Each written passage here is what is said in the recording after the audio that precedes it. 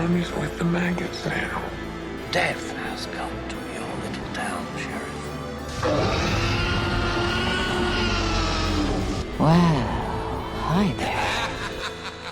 Hello, and welcome to Would You Die, the show where's your male-driven, fact-based logic now, Jack?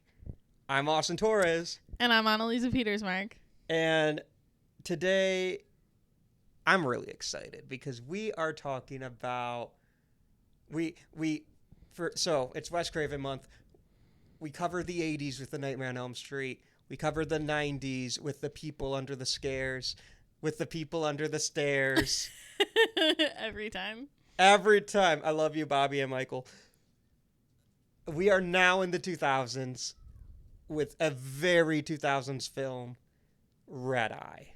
Yep, absolutely. Also, I knew you were going to pick that line. So you got... I get my points. Yep. Jeremy, what line did you think I was going to... Because I have a second one written down. Oh, really? Okay. So I definitely had that one in my head. And then I wouldn't have put it past you just because it's brought up so many times. I thought for a second that you might have said, I've been following you for 8 weeks and I've never seen you order anything. That was a good line. So the other one I have written is, there are no guests who are assholes, only guests with special needs. Because I thought that was so funny. That is hilarious. And then I thought about being like, welcome to Would You Die, the show where we'll drink anything but a Bay Breeze. Mm-hmm. But I didn't want the people at home thinking we're alcoholics. We are. They can know, but I don't want them to think that. That's fair. We're not. It's fine. Well, I'm not. party like Sparty. Go green. Woo, woo, woo. So that's how he experienced college. I experienced a different side of Michigan State University, which is a reputable institution. Anyway. Toga. Yeah. It doesn't reflect well on us that we did go to 4 years of toga parties. At least I did.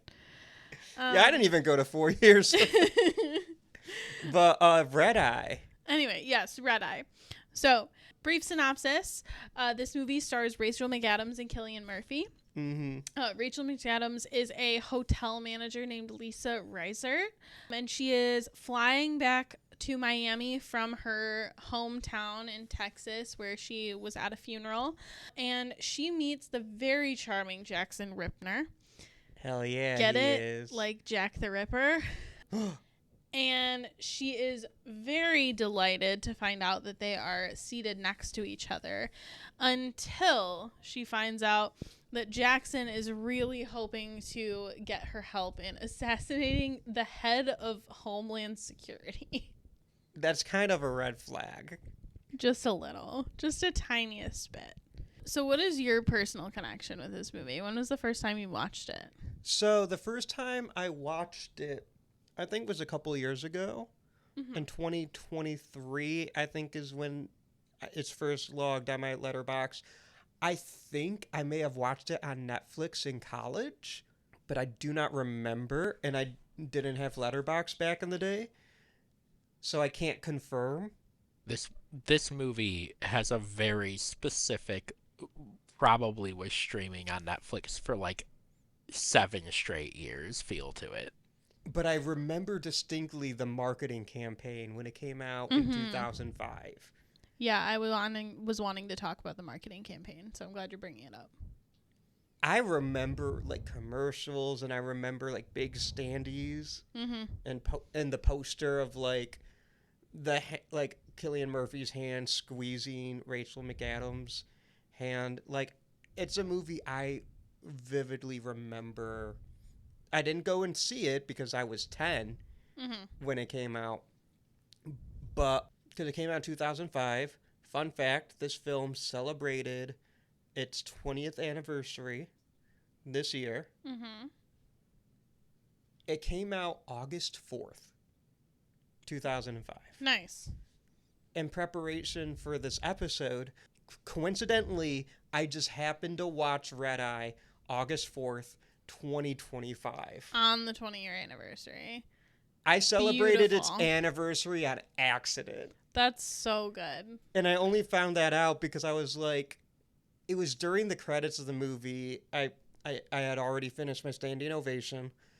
And I was like, I'm pretty sure this came out in 2005. Mm-hmm. So I looked it up. And it said August 4th, 2005. And I'm like, isn't that today? And I looked at my phone. It was August 4th. I'm like, fuck yeah. That's awesome. That's really cool. But yeah, I remember it when it came out. Obviously, I didn't see it. Mm-hmm. I saw it late. I really think I saw it in college. Mm-hmm. But I don't remember for sure. And then it became, kind of recently, it became a yearly watch for me. Nice. Partly because last year I guested on the Cadaver Dogs podcast. Shout out to my homies Devin and David. Their podcast rules. Mm-hmm. Listen to Cadaver Dogs. They're awesome. We did, and we'll talk at length about this, but we did a 9/11 double feature of Red Eye and Cloverfield. Mm-hmm. So for context, their podcast, they'll do a double feature of thematically relevant films, and they like to talk about the issues. Nice. They like to dive deep. So they gave me a list of like themes we could go for, Nice. and I was like, "Hey, 9/11." Yeah. I was like, Red Eye and Cloverfield. That sounds fun. The theme 9/11. Oh. Well, you know. It was still really fun. Yeah. And I enjoyed guesting on that. But I did that last year, and then I rewatched it this year. I'm like, now Red Eye is an annual watch. Guess so. And I'm okay with that. Yep, for sure. What is your personal relationship with this film? So this was the first time I've ever watched this movie. I watched it earlier today. We've gotten a lot of first-time watches this month. Hell yeah. But that being said, I also remember the marketing campaign for this really clearly. And I remember the commercial specifically. Mm-hmm. And I watched it again today just to make sure I was remembering the correct movie. But the commercial very much starts out very like rom-com-y almost. Like it's very much just like the movie, very red herring. Like she's this busy workaholic woman and she meets Cillian Murphy, who's disarming and charming and all these things. And then You mean gorgeous McDreamy eyes? Exactly. And then there's a moment in the trailer where it literally like flips because it it's one of those old trailers where it would have like the words coming across and then like the scene and then the words and then the scene, you know. And so the it says like 2000s were wild. yeah. So it says sometimes a meet cute or whatever. And then it's like the scene of him being like, "You're not stalking me, are you?" And her going, "No." And then isn't all that it seems. And then it's him and it like fades into he has a red eye. Get it? Because the movie's called Red Eye. And then it's like from Wes Craven, who did The Nightmare on Elm Street and fucking Scream and all of this shit. And that's when you're like, oh fuck, not only is this like a political thriller, it's like creepy and dark. And I remember that very, very well, even from before I really knew who like Wes Craven was. That's awesome. So yeah, first time watch for me, but definitely remember like the marketing for this movie. Yeah. It was the time. Mm-hmm. It was a time. How about you, Jeremy? What's your personal connection? Also a first-time watch for me. Through about the first 25 minutes, I was like, I think I've seen this movie. And then I realized I was thinking of the movie Nonstop with Liam Neeson, which is a different playing movie. I've seen Nonstop. Nonstop. Yeah. Now, I have some thoughts on this. No, I haven't. I saw The Commuter.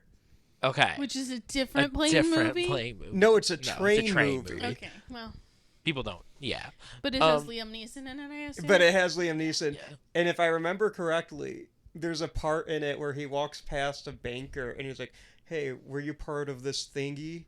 This, like, it was like a rip-off scheme, a Ponzi scheme that was famous, like a real-life Ponzi scheme." He's like, "Oh, the yeah." Bernie Madoff thing? And he goes, Maybe. Yeah. He goes, on the behalf of the American people, fuck you, and he flips him off. Crazy. And then everyone started clapping and cheering, and people were doing backflips. Yeah, so Sorry No. for that No. tangent. So this is the first time I've seen this movie. Personal connection being that I've seen the movie nonstop, so I'm familiar with plane movies now. Seen plane movie. I thought it was fun. We'll talk a little bit more about like my specific thoughts on it Sure. later. But I thought it was fun. Also, I don't have the same memories that you guys do about the ad campaign.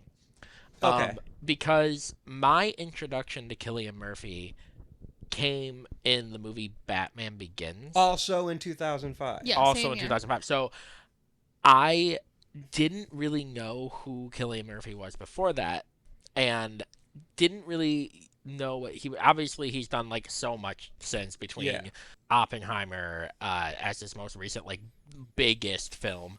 Yeah, he won an Oscar for that. Yeah. So obviously that he obviously is in Peaky Blinders is huge for him, but I had not seen this movie. Now I love Rachel McAdams. I think that she is a remarkably underrated actress in terms of her range and her ability to do different types of movies. Obviously, she is really well known for her dramatic roles. I don't know if you've ever seen the movie Game Night.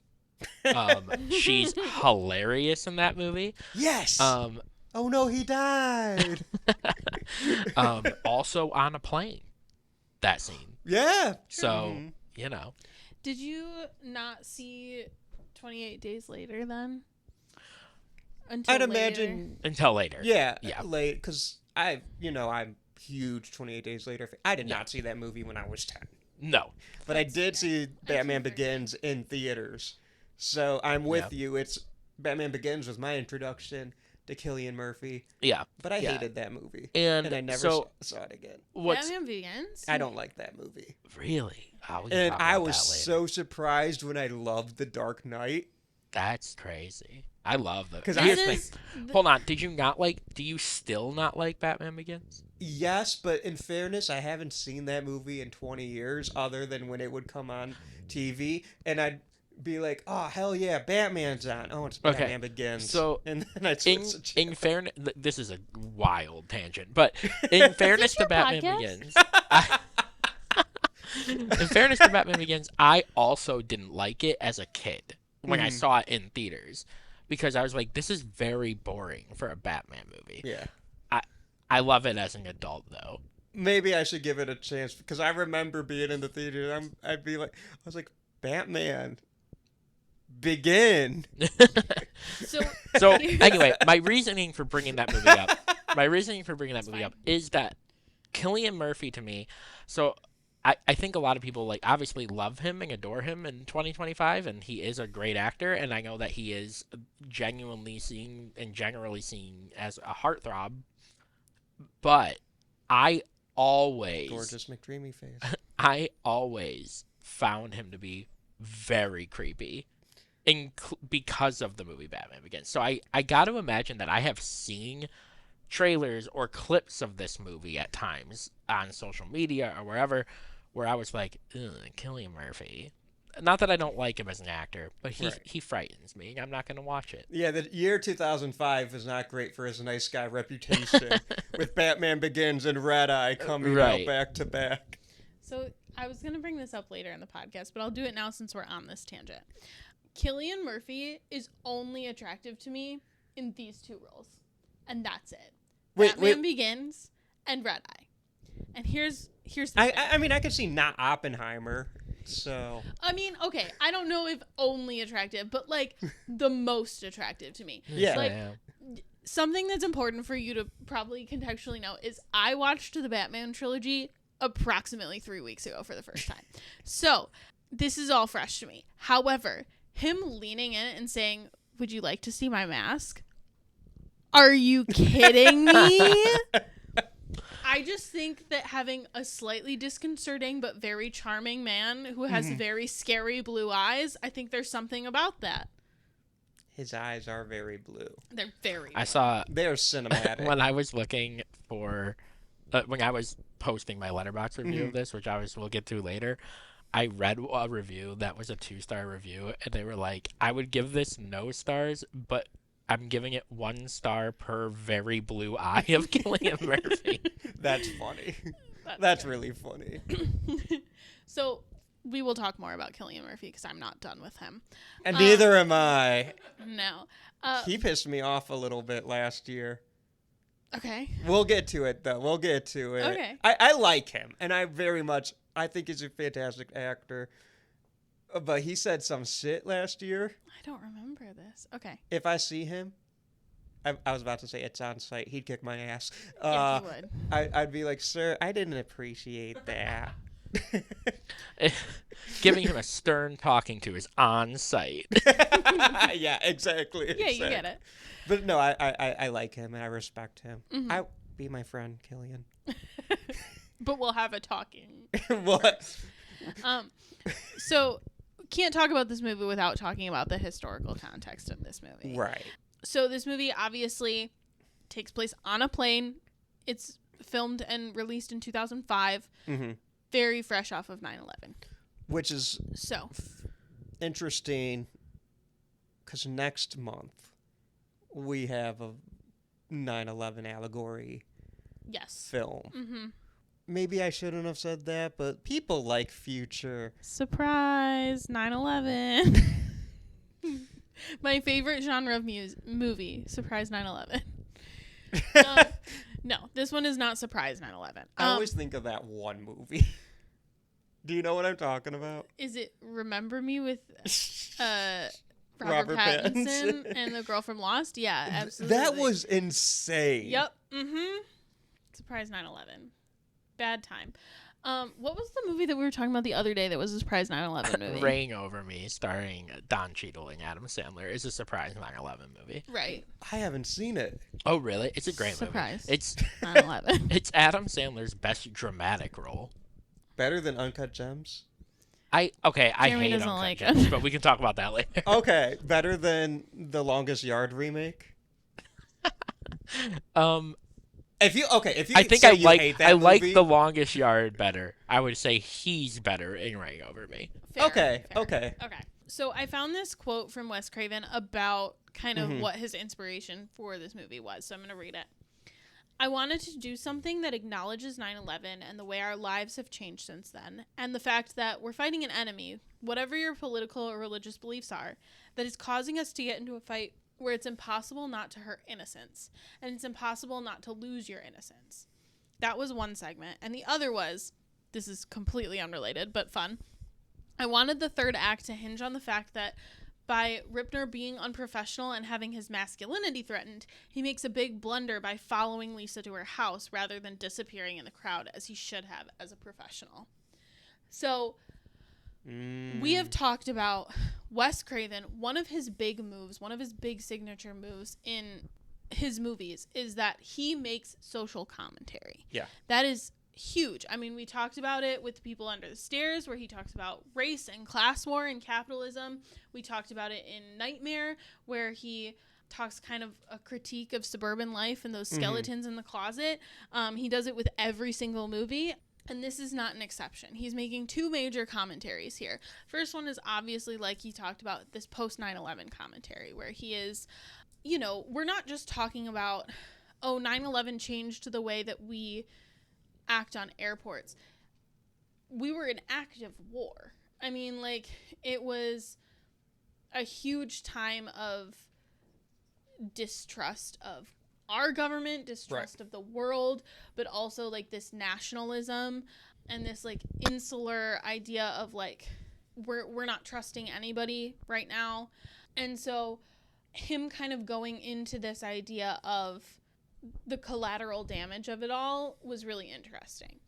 The second social commentary that he's making is Jack Ripner himself. Yeah. Being this guy who's like what's the quote that you read? I mean, not the quote, but the original quote is something about like female whatever and male. Yeah, your female-based emotion-driven logic. Right. Instead of my male-driven fact-based logic. Right. And then at the end of the movie, he acts on emotion. Mm-hmm. Because he's had his masculinity threatened. Mm-hmm. And the part where he's like, I think you mentioned it earlier in the episode, I've been following you around for 8 weeks and not once did he order a fucking Bay Breeze. Mm-hmm. She got under his skin because his ego and his masculine, he's a very vain person. Yes. Mm-hmm. He gives me Patrick Bateman vibes. I think it's very interesting that they never give us a real motive for why he's doing what he's doing. Like, obviously, it's like War on Terror. Like, something's happening with that. But, like, why? You know what I mean? Because every other, like, main villain that Wes Craven really works with gives a motive. Except for maybe, like, Freddy. But his motive is, like, I'm crazy and I'm coming after the kids of the parents that killed me. You know what Freddy's I mean? motive is I'm a motherfucker. Right. I'm like, evil. But, like, people under the stairs, their motive is crazy, but they have one. They're trying to find somebody who's a suitable partner for their quote-unquote daughter. Billy Loomis has a motive. Right. Stu Macher's motive is Billy Loomis. Yeah. Because they're in love. Mm-hmm. But also, like, all the others scream, like, every other Ghostface has a motive. And this guy obviously, presumably, has a motive, but we as the audience don't get to learn about it, which I find interesting. The most we have is it's his job. Right. Mm-hmm. And he doesn't do his job. I mean, like, that's the other thing, is he fucks up his job. Like, he should have just been like, shit, gotta find an alternate plan, getting out of there. And he doesn't. He goes after her. Which is a choice. But I think ultimately makes sense for his character. He, like you said, has a big ego. He doesn't like that she's gotten under his skin. And he always presents himself as smarter than Lisa, which I don't think is the case, but that's how he presents himself. Right. Yeah. To be like, I am better than you. And sorry. Not even that. There's like this thing that some white men specifically, they're like, they are not competent, but they present themselves like they are. Mm-hmm. I also love that in a fairly, close to just post 9/11 landscape and climate, that the terrorist is a white dude. Like, they didn't go the stereotypical route that a lot of films and TV shows especially went in the early 2000s to just say, well, this is what a terrorist looks like. I mean, like, and they just put, like, any random Arab person. Exactly. Yeah, absolutely. I agree. Right. And I think it's really interesting casting Cillian Murphy in this role, because he is a very attractive white dude who, and I shouldn't say he's incompetent, because he's not, but, like, he's not as good as he thinks he is. Right. And I think you're right. There's a literal quote that says, like, I aspire to have the unearned confidence of a mediocre white man. Like, there's a reason that's a quote. And she outsmarts him almost at every turn. I mean, even the moments where she is caught, the fact that she is, he has this well thought out plan. Right. She doesn't. She is acting completely on impulse, and almost every impulse works until, like, the last second. And you know he's what I mean? a professional. Mm-hmm. And she's not. She's And a hotel manager. Right. And she comes so close every single time. Yeah. He definitely underestimates her. Mm-hmm.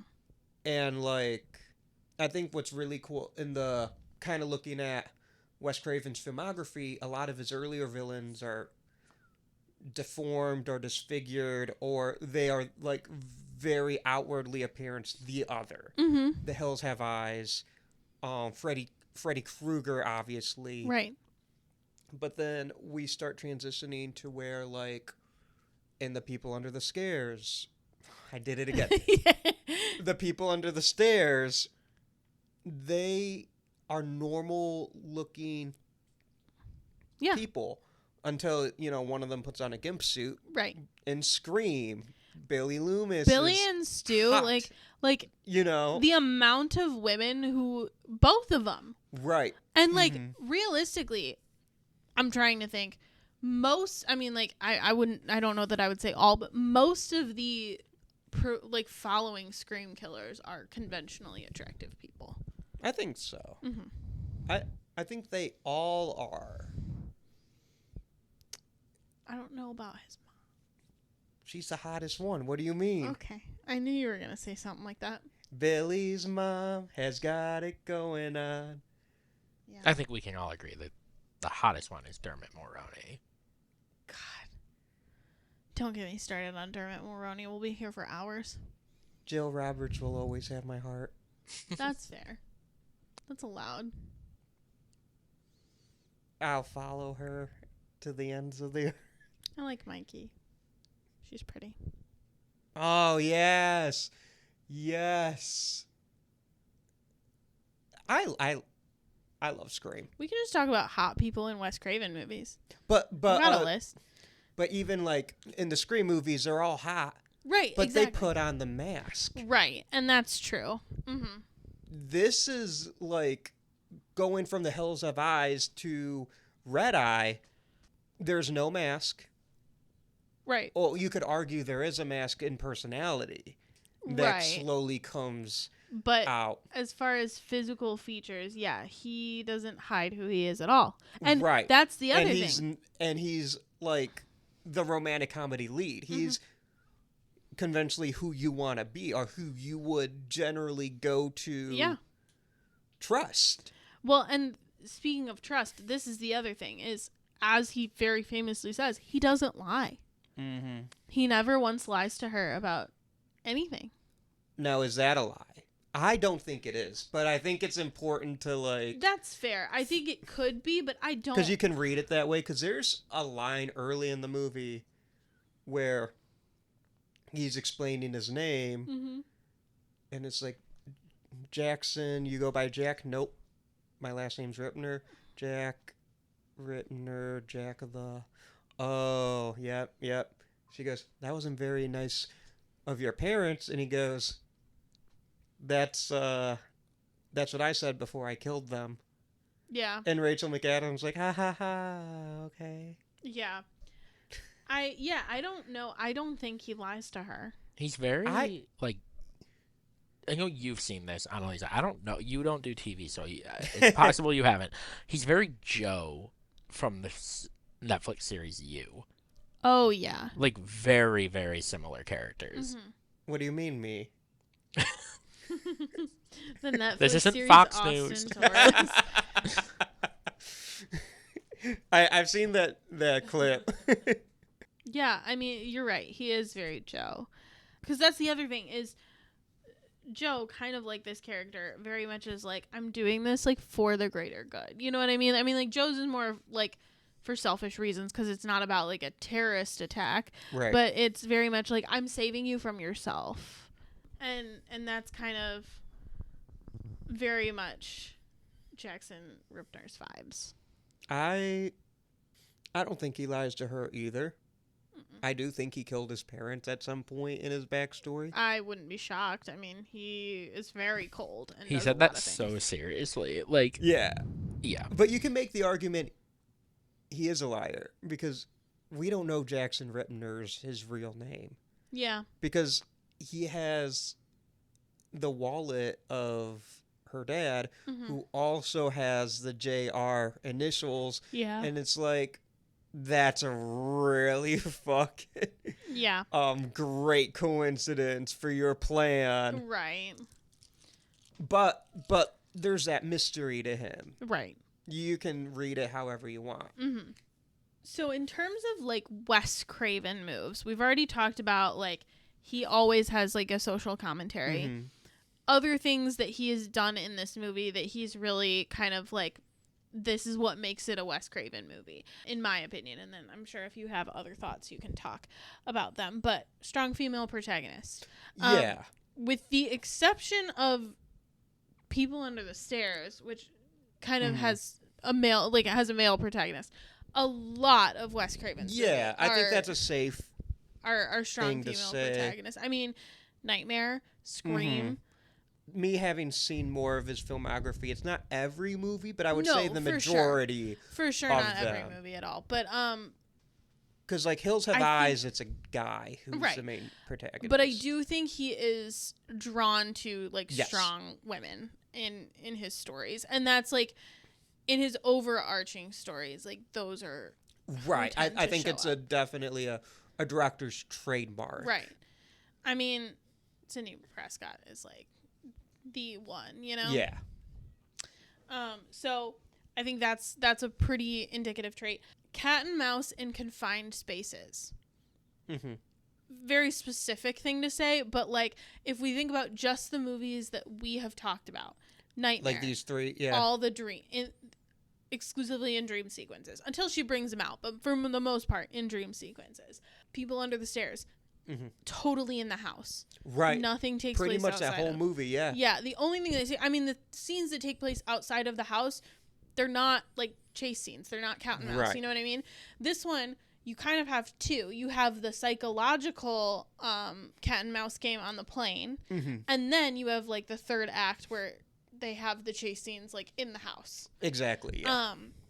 And I think that Wes Craven really likes to play with there's no escape. You have to either face the villain or die. Right. Which is, I think, compelling because a lot of times you'll see, like, you know, I mean, this is kind of eventually, with regards to most movies, there comes a point where you're in a confined space and you have to face the villain. Right. But Wes Craven tends to do it for, like, whole movies, you know? A whole franchise with poor Sidney Prescott. Right, exactly. And then, yeah, so those were the two big ones that I saw, besides, obviously, like we talked about, the main, like, social justice. Yeah, kind of Wes undercarriage. Craven kind of taking what he sees as society's ills and putting them into a digestible, fun horror movie.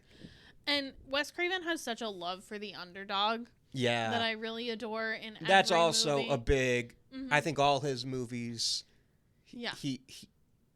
he focuses on underdogs. I think that's why a lot of his movies circle around children and teenagers. Mm-hmm. Because like we talked about last week, they're underestimated. They are not considered, the strongest or the smartest or whatever of the bunch. In this movie, it's Lisa, who is this timid, people-pleasing woman who has kind of just turned herself into this loner. We find out at the very end of the movie it's because she is a victim of rape. Mm-hmm. And a rather violent one at that. And because of that, she is underestimated. Because of that, she makes herself a target.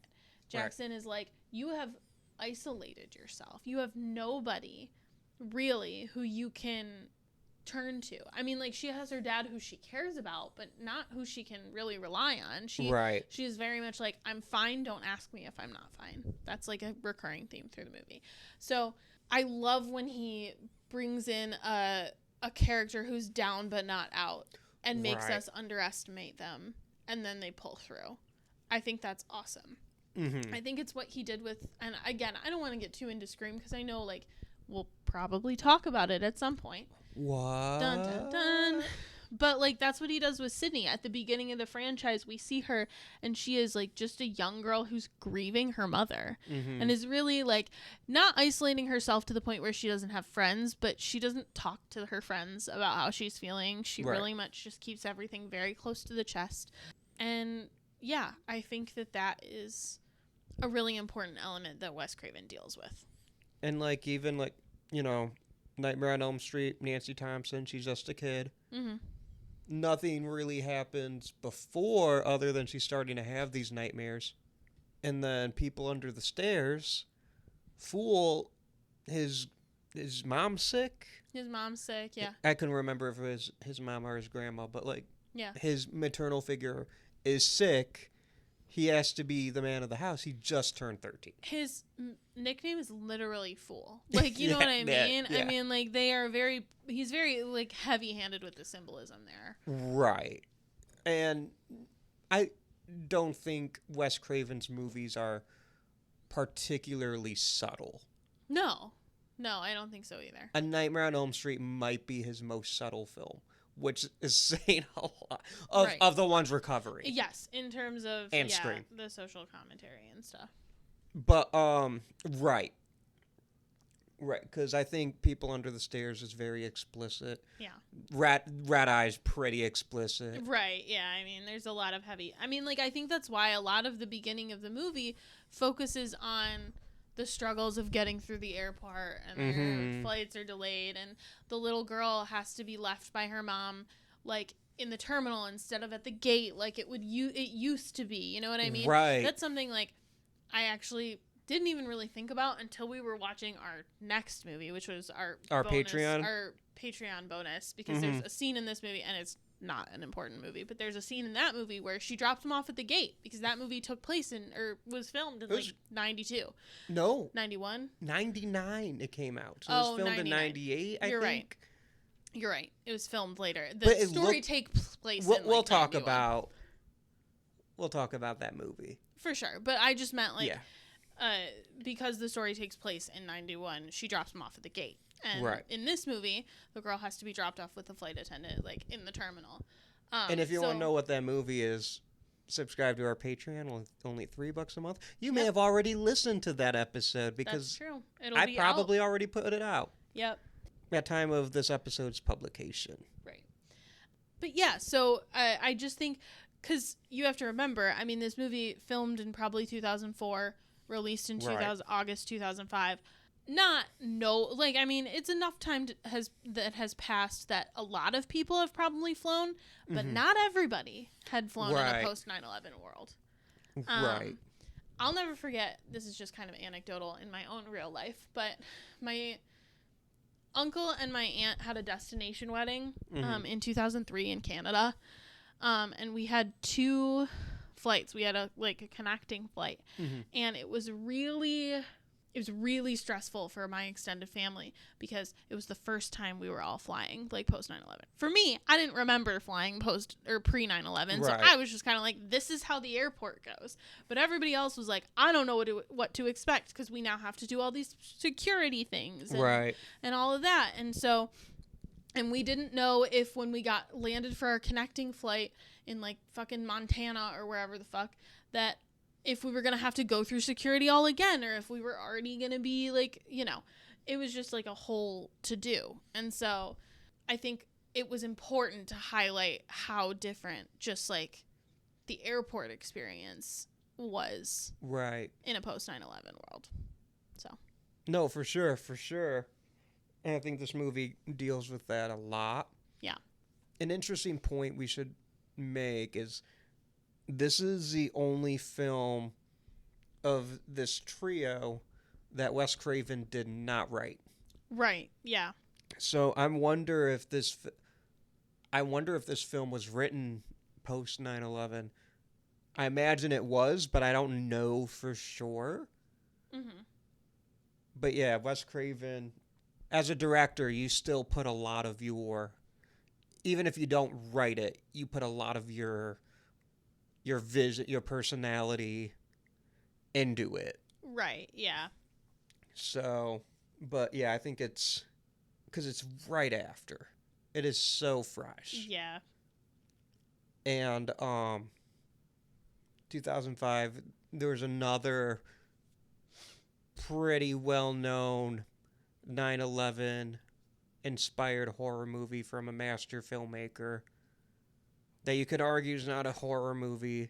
It would be a good double feature. We'll tell you next month what it is.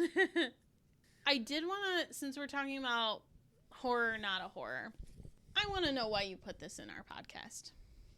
Because it's a horror movie. Explain. The horrors of flying. We talked about a movie, and I've been trying to think about it all day, but we talked about a movie like 3 weeks ago, and I mentioned it and I was like, this is a horror movie. And then you were like, no, that's a psychological thriller. And then you put this movie into our podcast. And What I don't movie? remember what it was. Oh, Vertigo. Vertigo. Yes, exactly. And I don't know. This is kind of Hitchcockian. Exactly. This is like almost the same movie. It takes place on a plane. That doesn't take place on a plane, but you know what I mean. Wait. Whoa. That's like being like, this was basically Snakes on a plane. No, but like heights, like the horrors of that. So I'm just like, why is Vertigo not a horror movie and this one is? I want to just, before you answer, I want to say for the record, we had this conversation earlier today, and before hearing your explanation, I'm going to plant my flag as Team Anneliese here. I also do not feel... I don't think this is like a happy-go-lucky sunshine and daisies film, but I would call this more action thriller than... I don't have a problem with calling action thrillers horrors, though. That's fine with me. But you can't be like, Vertigo's not a horror movie, but this one is. Unless you give me an explanation. And I will listen. I'm open. It all has to do with Cillian Murphy. Okay. You just wanted to talk about Cillian Murphy? No, he's in this movie. He's a horror character. Okay, explain. He's a slasher type villain who doesn't do any slashing. Okay. He tries. He doesn't succeed. He doesn't rack up a kill count. Okay.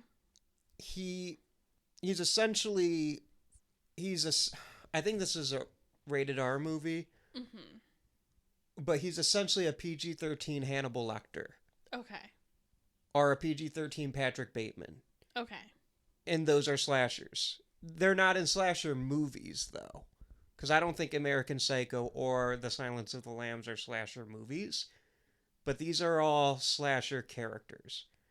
Jackson Ripner doesn't do much in this movie, but he is a horror character. He's kind of like the Boba Fett of slashers. Boba Fett. Boba Fett. Where he looks really cool and everyone loves him, but when you think about it, he don't do much. That's okay. Okay, I'll take that. That's fine. Vertigo does not really have a horror character. No, that's true. The horror The is nightmare in, like, scene the is shit. scary. Yeah. And people falling to their deaths, that's kind of gnarly. Right. Well, I don't think Vertigo is horror, but I think Red Eye does, and I can admit these are closer to each other than... But where you can kind of flip the coin, I think Red Eye sits on the horror... If there's a line, Red Eye's... They're both at the tip. Red Eye's on the horror line, Vertigo's on the non-horror line, and it all has to do with... The horror character. For me, yeah. That makes sense. No, I'll take that explanation. Because there's no blood in Red Eye, really. Not really, no. There's really no killing that's done by the villains. No. But there's attempts. Yeah. Okay, I'll take it. And with Vertigo, and in my defense, I have not seen Vertigo in a few years. The deaths in Vertigo are kind of accidental. Yeah. But not like Final Destination accidental, which I guess those aren't really we're not going down that tangent. Right. But you know what I mean? No, I do. I get it. I understand. I will accept that explanation. And I think a lot of it also, another reason it has to do is because Wes Craven made it. If no one else made it, then I don't think it's in the horror. I mean, Red Eye is what I think of when I think horror thriller. Where thriller's the more dominant genre. Okay. But I do think the fact that Wes Craven made it, it's like, oh, I kind of see the horror elements I definitely see the here. elements, especially in like the third act. I mean, for sure. If someone else made that movie, I think I'd be leaning more towards thriller. Right. Makes sense. Okay. Right.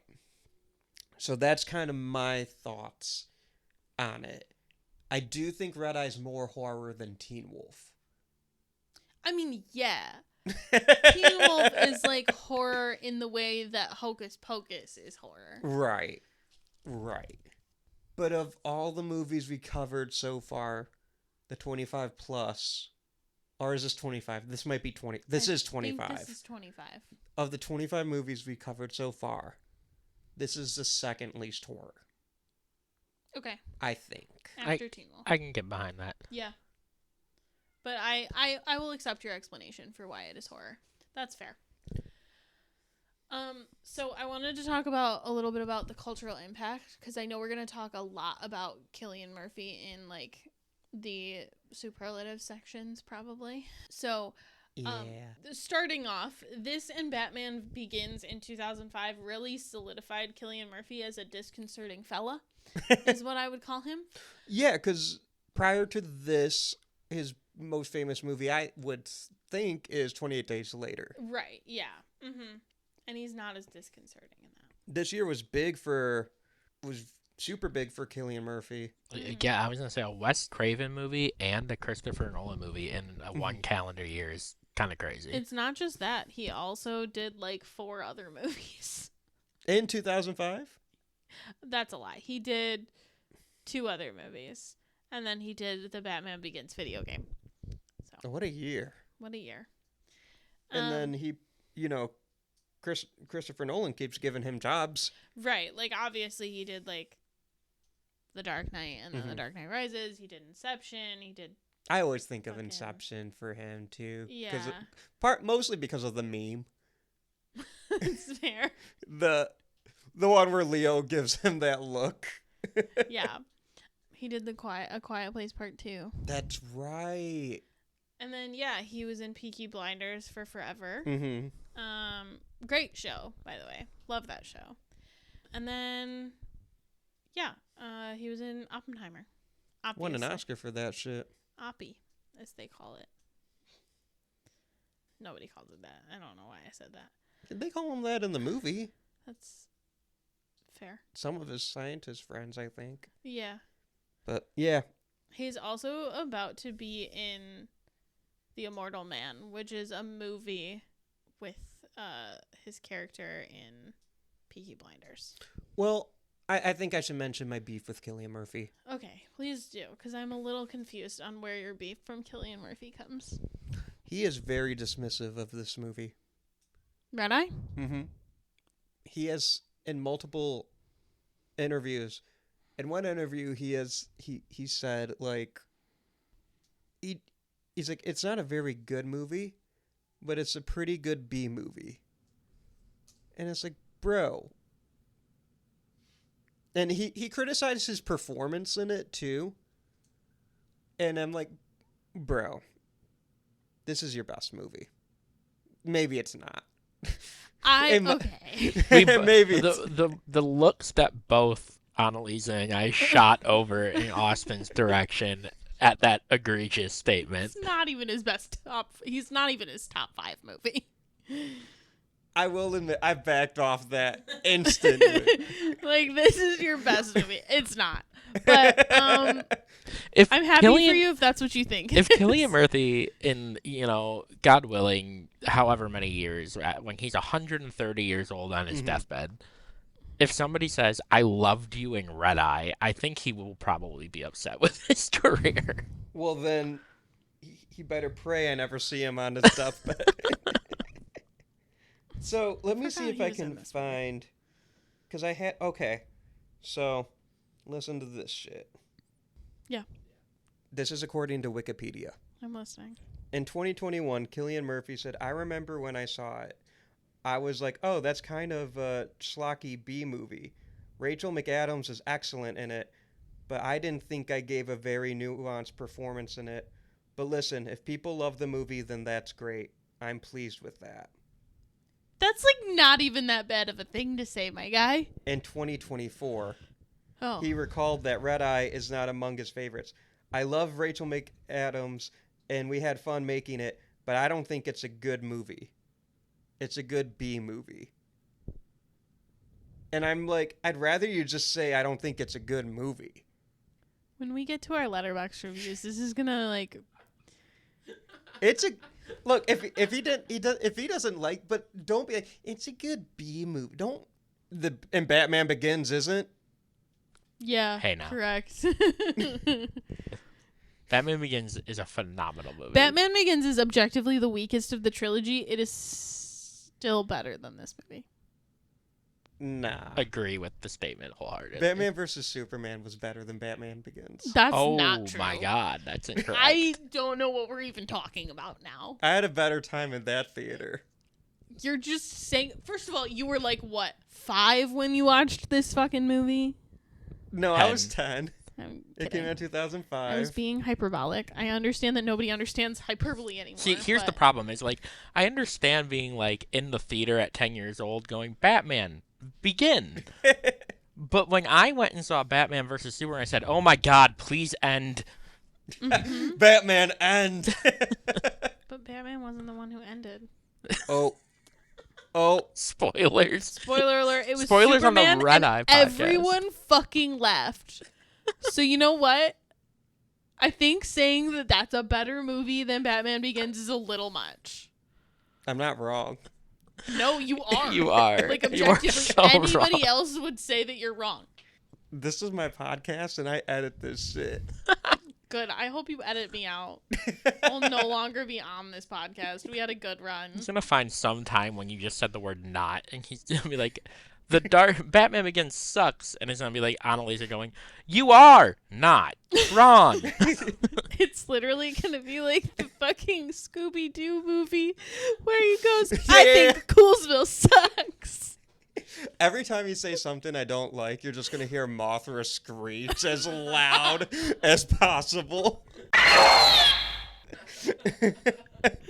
Okay, so I want to shout out a couple other cultural Whoa.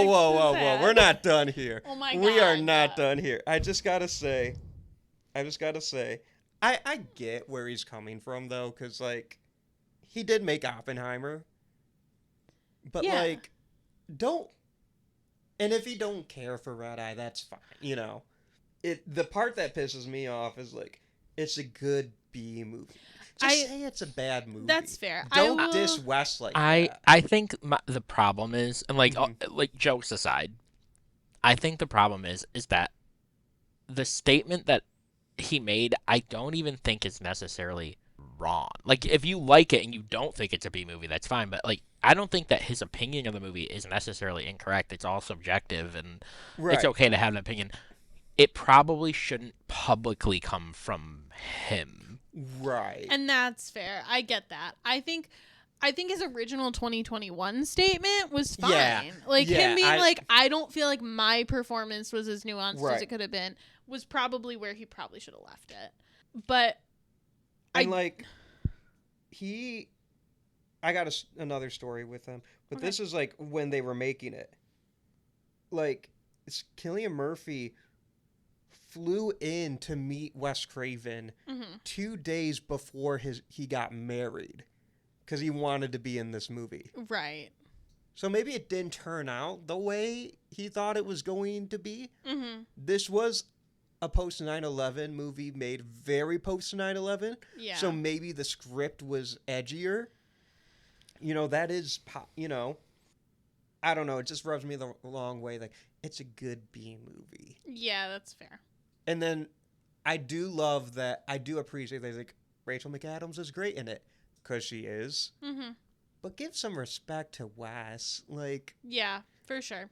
he's I still a master filmmaker. I don't know. Like, you wanted to be in this movie real bad. Maybe it didn't turn out the way you want, but I don't know. Yeah, that's fair. You don't have. You could just be like, "Yeah, I did it. We had a good time making it. Move on." Mm-hmm. Because he did say he had a good time making it. Right, yeah. But also, the interviewers are asking him. Mm-hmm. I don't think he's just bringing up Red Eye. You know, Right, yeah. he'd much rather talk about Oppenheimer. Right. So I want to bring up another one of my favorite actors who's in this movie. He plays Headphone Kid's brother. It is Kyle Gallner. Jump scare, Kyle Gallner. Exactly. That's how it felt. Most people now probably best know him for Smile and Smile 2. But earlier in his career, he had a really big role for like a season and a half on Veronica Mars. Oh, I didn't know that. Yeah, he also had a slightly smaller but still recurring role on Smallville. I didn't know that either. He was in Jennifer's Body. I knew that. Yeah. And then he is in one of my personal favorite movies, Dinner in America, which I feel like had like it came out in 2020. It had like a resurgence on TikTok like relatively recently, like last summer.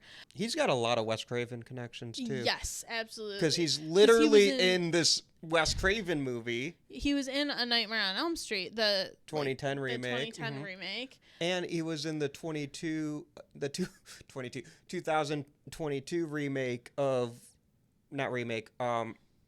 requel of Scream. Mm-hmm.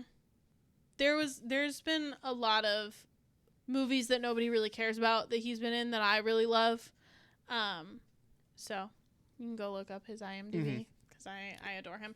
Horror fans love him. Yeah, for sure. And as we should. Yes. I mean, Smile, obviously, but like... But even his earlier stuff. I mean, like, yeah, dude, everybody and their mother who didn't have a crush on Jennifer Check, and then some of us who did, had a crush on his character. I mean, like, let's be real. He was in that Strange Darling movie that came out last year. I thought that movie was great. I really enjoyed that one. He's great. Yeah, he's been in a lot. I mean, he was also in the newest Scream movie. Mm-hmm. Yeah, forgot about that. Oh, he's the Flash. Yes, Smallville. in Smallville. Mm-hmm. Wild. I don't watch TV. But last thing I wanted to say is this movie. I probably shouldn't have looked that up. This is going to be really funny. I'm going to tell you this story after. But this movie inspired the movie Drop. Oh. Which came out a few years ago or this year? No, Drop came out this year. I haven't seen it yet. Yeah. It dropped this year. I was going to say, I knew it was like either this year or last year, but inspired the movie Drop. It's kind of similar in vibe in terms of like thriller horror. Have you seen it? No. Oh, okay. I'm just talking about like the commercials and the premise. Gotcha. Yeah. I have not seen this one, but I know Christopher Landon did it. Yes, and he has cited Red Eye as a like inspiration. But basically it is about a woman who goes on a date and she starts receiving like airdrops from a mysterious figure who is threatening to kill her family unless she does something at the restaurant. So again, very similar in premise, killing your loved ones unless you do this thing.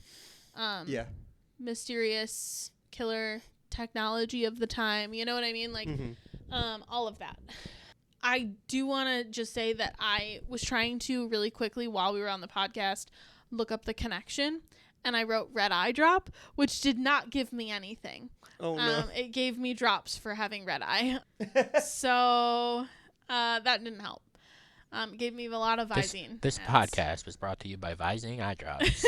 Bro, I wish. No, it's not. Please sponsor us though. You could. Avoid red eye with Visine today. Exactly. I think the premise of taking a red eye on a plane in coach where your seat can't recline, that may make it a horror movie. That might push it over the edge from thriller to horror for me. That's fair. That's real. See, I win. I didn't say you didn't. I just asked for an explanation. I'm undefeated. Okay. Batman Begins sucks. Nope. Incorrect. So let's move on to our superlatives. Sure. I try to put I, but it sounds like lie. So our first superlative is who would you save? I would save Cillian Murphy. I said I would save Cillian Murphy. I could fix it. Yes! That's what I was going to say. So that's where I'm at personally. I love that. We are the same. Can I give my honorable mention? Yeah. I would save the poor, like, substitute concierge who's just trying to do her job for like 2 days while Rachel McAdams is out of town. Yes. Yeah, I would save Cynthia. I would save Emma from Glee. The way Cillian Murphy delivers that line, Cynthia, is so funny to me. All right, favorite scare.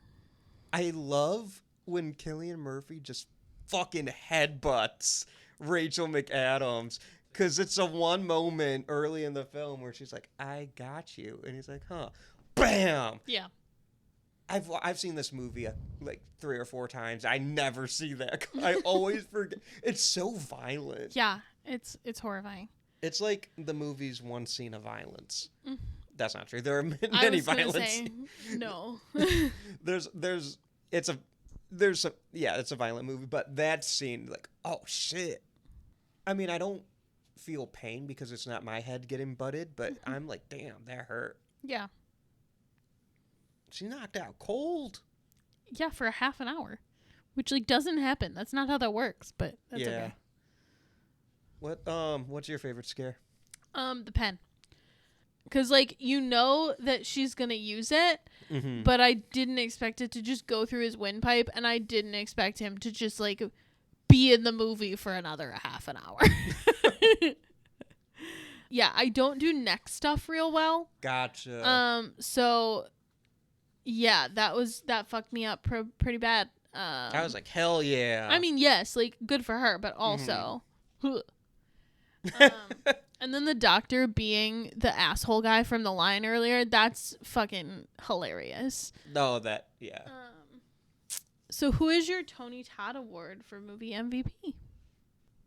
I feel like there's only one correct answer. I wonder if we have the same answer. Although I want to shout out Brian Cox, because we didn't talk about Brian Cox at all this episode. And he is kind of like the supporting character in this movie, but it's Rachel McAdams. Yeah, absolutely. That's who I have as well. She's fucking awesome. Had she done like much action before this movie? Because she was fresh off The Notebook when this movie came out. If I remember correctly, The Notebook and Mean Girls. Yeah. And Mean Girls was 2004. Yeah. What a fucking run of Notebook, Yeah. Mean Girls, and Red Eye. Yeah, no, she really hadn't done much, because she was, like, before that she was in The Fucking Hot Chick. Yeah, so this was really her first big dramatic role. Well, she gets hit by the bus. That's true. And The Notebook, to be clear, is also a drama. I mean more like thriller action role. Right. I don't think so, and I don't think she's done much action, thriller, horror after the Doctor Strange movies. I would say are yeah, they come the closest, especially in the Multiverse of Madness. Man, that's a kid's horror movie, I think. She was in Passion in 2012. It's a Brian De Palma movie. There's a spy movie with Philip Seymour Hoffman. That was a thriller. The Most Dangerous Man? No, it was something. A Most Wanted Man. Yeah, that was it. Yeah. That was it. Rachel McAdams, I think, is underappreciated for how good she is. Yeah, I agree.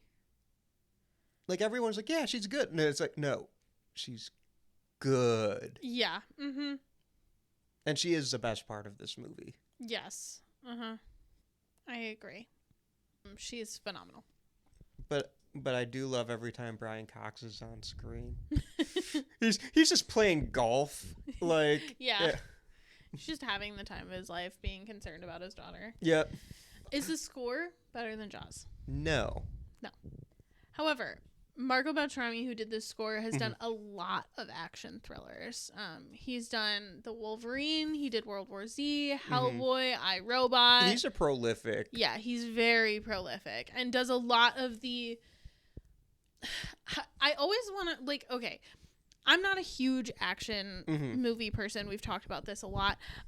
But I think that action scores are really hard to get notoriety for. Yeah. Because a lot of times they're just like pulsing drum beats trying to keep the action going. Like they're Right. supposed to elicit this emotion of like panic. So it's never very melodic. It's never very like memorable. Yeah. So I will say Marco Beltrami, I think, is a very, very prolific action specific composer who does a wonderful job with that. And it's kind of disappointing that he really probably will never get his flowers because a lot of those movies don't have the big sweeping melodic scores that we are thinking of when we think of like a good score. Well, you know who gave him his start? Is it John Williams? It's Wes Craven. Oh, it's Wes Craven. Oh, okay. I did not know that. We'll talk about it eventually, but Marco Beltrami, his first big movie was Scream. Oh, okay. I did not know that. So he's worked with Wes Craven a couple times, I believe. Gotcha. That makes sense. I don't know why I didn't know that he did Scream. He's done a couple horror movies. I know he did the 2006 Omen remake. He did A Quiet Place. Yeah, he did. And that's a score, man. Because of the way that it plays with it has to, yeah. the sound, like that's a score. Marco Beltrami, I think, is this movie is full of underappreciated people. Wes Craven, Rachel McAdams. Yeah. Marco Beltrami. He did The Faculty, which we have talked about, the two of us. Love The Faculty. He did Tuesdays with Morrie, which is not an action. I don't think this is one of his best scores, though. No, for sure not. But he is very prolific. But it's he did all of the Resident Evil movies. It's a solid score. It has his signature horn rips. Yeah. Mm-hmm. I think of Marco Beltrami. I think of ripping horns. Yep, for sure. He did a Halloween movie. I think he did H2O. Yeah, maybe. He did the V TV show that we talked about, the like remake. He composed for that. Her Web Connects Us All. Her Web does connect us all. He did Soul Surfer. Oh shit! We talked about that on the Jaws episode. We did. Dang, he did a lot. He did the Thing remake. No, Marco Beltrami's prolific. Yeah, no, I knew that, but I just didn't know how prolific. He did the Carrie remake. Mm-hmm. He did The Giver. With Taylor Swift. Who? The Giver. Taylor Swift's in that movie. Oh, yeah.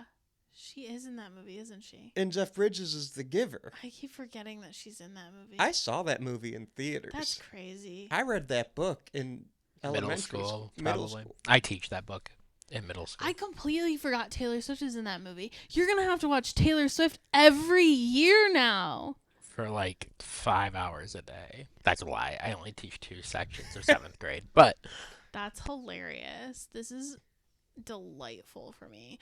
He did Long Shot, which is my favorite underrated rom-com. Anyway, this is that the one point. with Charlize Theron and Seth Rogen? Yeah. It's a good Yup. movie. that and O'Shea Jackson Jr. Yep. Correct. That was a good movie. Yeah. So Austin, is this a fine addition to your collection? It is. I own this movie on 4K. Nice. And it's really cool packaging. I believe you.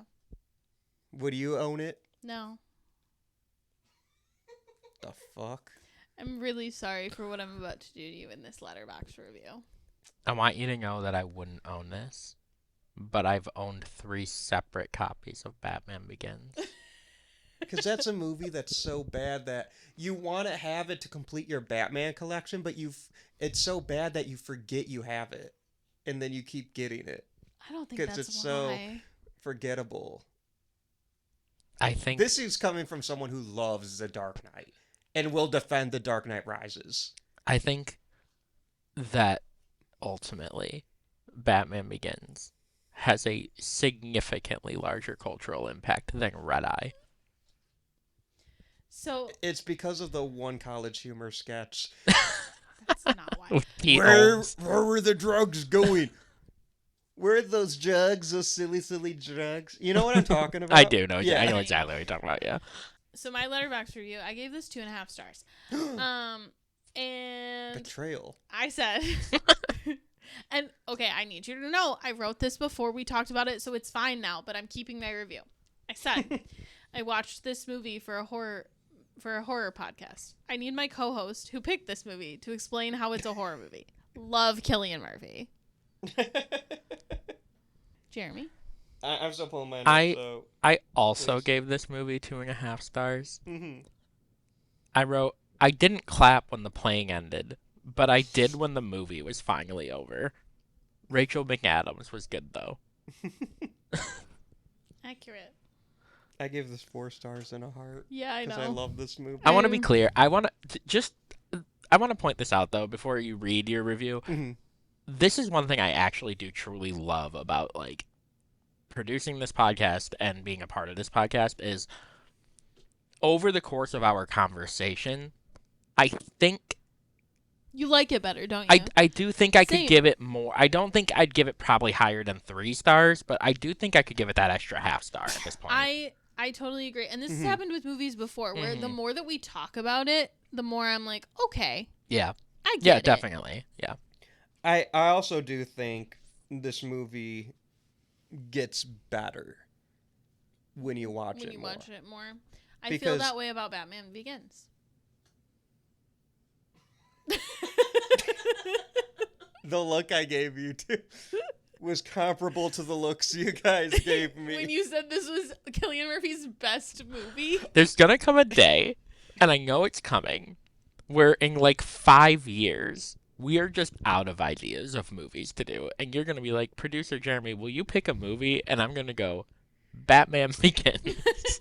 And I'm gonna make you sit down and watch it for the horror element of Scarecrow. That will be the death of the Would You Die podcast. It won't. It's going to happen. Like, comment, and subscribe to the Patreon if you want us to do Batman Begins. The beginning of the end of this So- podcast. So 4 stars. Yeah, well, when I first rated this, I gave it 3.5. Okay. And then I bumped it up over the year. But my latest review, pure 4 stars and a heart, purely coincidental that I happened to watch this banger, all caps, on its 20th anniversary. This Wes Craven gem has quickly become an annual watch for me. That's beautiful. My first review, March 5th, 2023. Customer service is the worst. That's also fair. I personally, Jeremy has, but I have never worked a customer service job. So it's possible that I just like don't like this movie needs to be appreciated by somebody who worked customer service. I guess you never worked like No, I mean I you did. worked, I like, sales and also like yeah, like retail. retail. Yeah. Yeah, I would agree. I think, well, I don't know that I would agree that you have to have worked one of those jobs to appreciate it, but I do think that, like, That it probably helps. though. It definitely helps. Again, I think that I cannot I keep forgetting her name in the movie, but Cynthia. Cynthia is the ultimate victim in this movie. Yeah.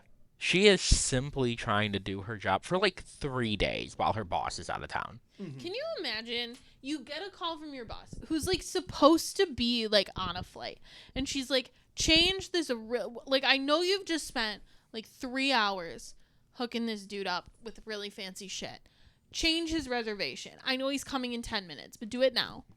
And now I've called you an hour and a half, 2 hours later, and To I'm go like, save the hey, whole you need to get security that director. motherfucker out of that room. He's gonna die.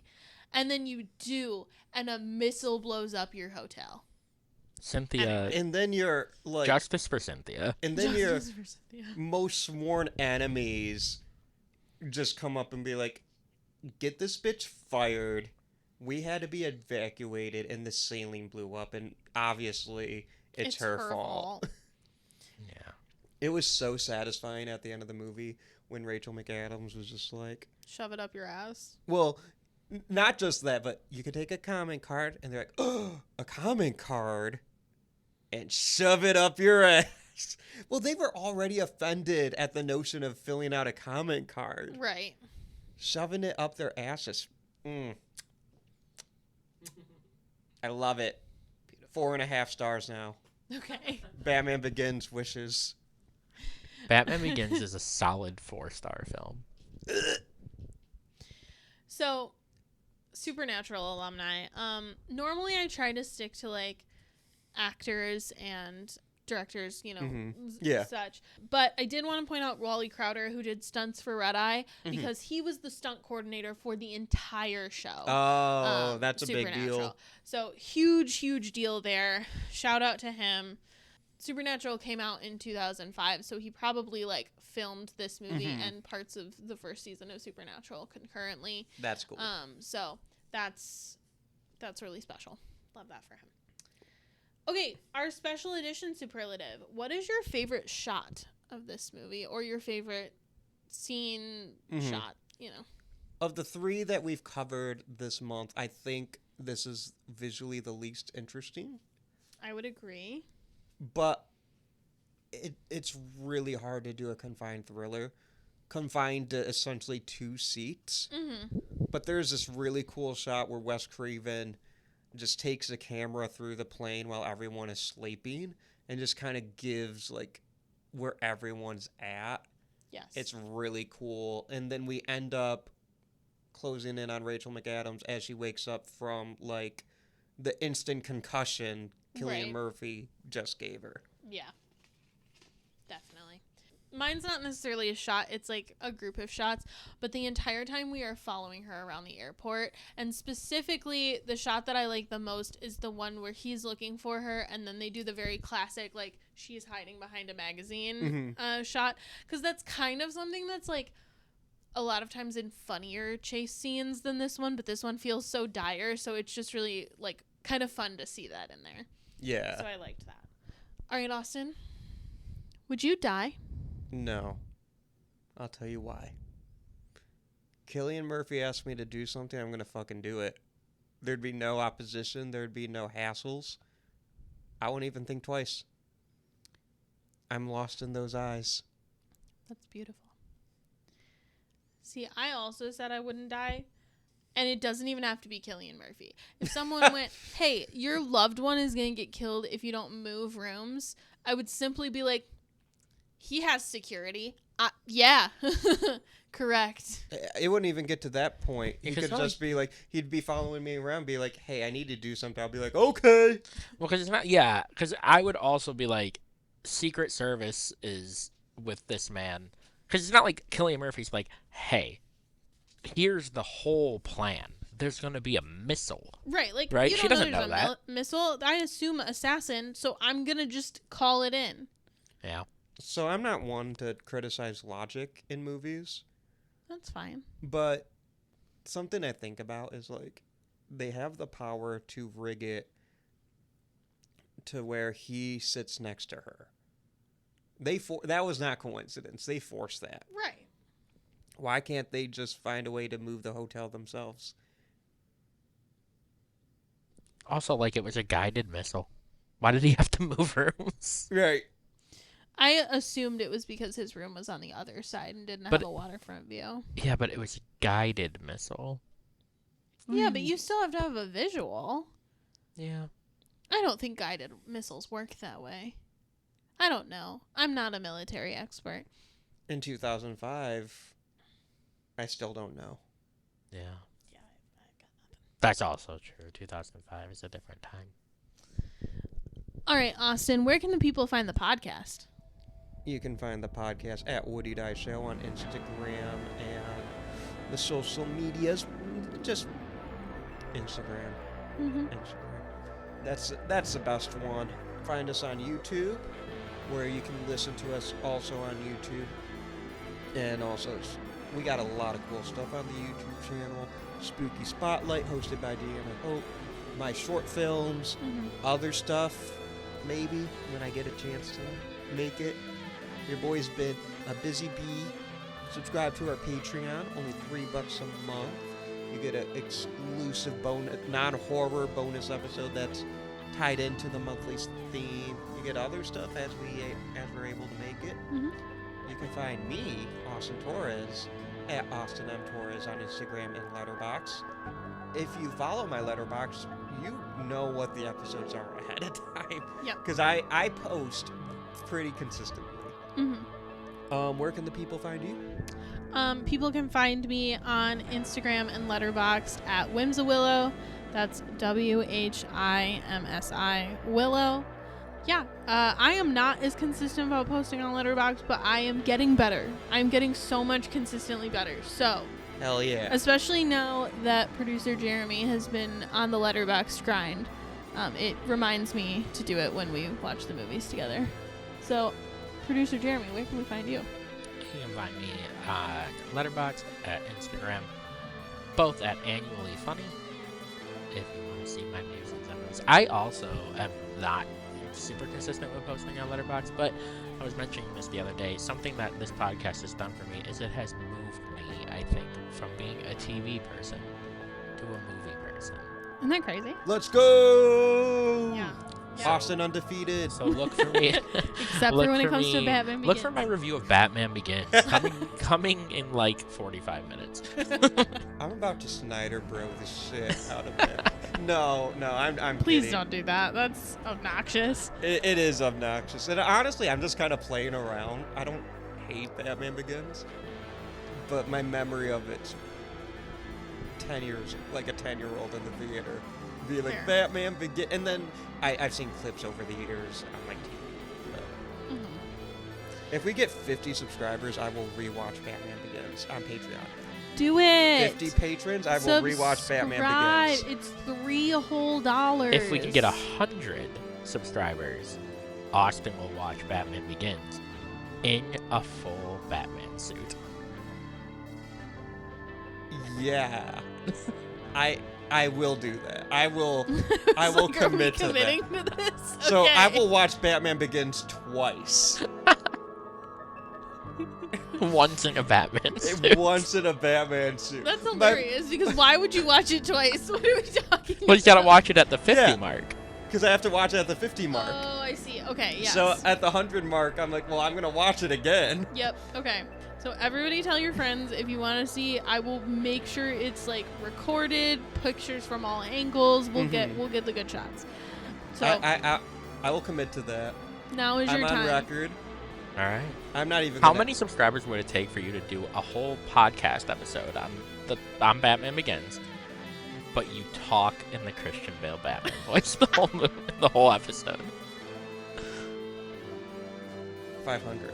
Okay. Sick. I want to Alright. get like a realistic Yeah, number yeah, that yeah. we can obtain. Yeah. Hopefully soon. Yeah. We got Hopefully soon. stretch goals, baby. Yeah. Get out there. Tell your friends. I would do that, yeah. 500. I think that's... This is amazing. So you've heard it here first. 50 new patrons. We get Part of me is like, I would do that just because... we get Batman Begins. 100 Like, patrons. yeah. So 50 patrons, we get a Batman Begins updated Letterboxd review. 100 patrons, we get Batman Begins in the Batsuit. 150, we get a full Batman Begins podcast episode in the Christian Bale voice. 500, sorry. 500, yeah. 500 patrons, we get a full episode in the Christian Bale voice. All right. And I'm a man of my word. I will do that. Yep. I'm posting it on social media, so you best. Oh, yep. All right, our production is done by Jeremy Lippitt. The music you hear at the beginning and end of every episode is done by Josie Palmer. Our graphics you'll see on our social medias are done by Alec Gibson at Crosshook Creative. Austin, you got a hint for next week? I guess Not really. not really, because we know what next week's gonna be. Well, also, we could just say it. Next week, we are going to do a deep dive into Wes Craven's career and his biography, essentially. We're going to start from his humble beginnings all the way up to Scream 4. Yep. And just kind of talk about his career as a whole and what it means for horror, what it means for film, and what it means to us. Absolutely. Should be a great episode. Yep. I'm Anneliese Petersmark. And I'm Austin Torres. Try not to die.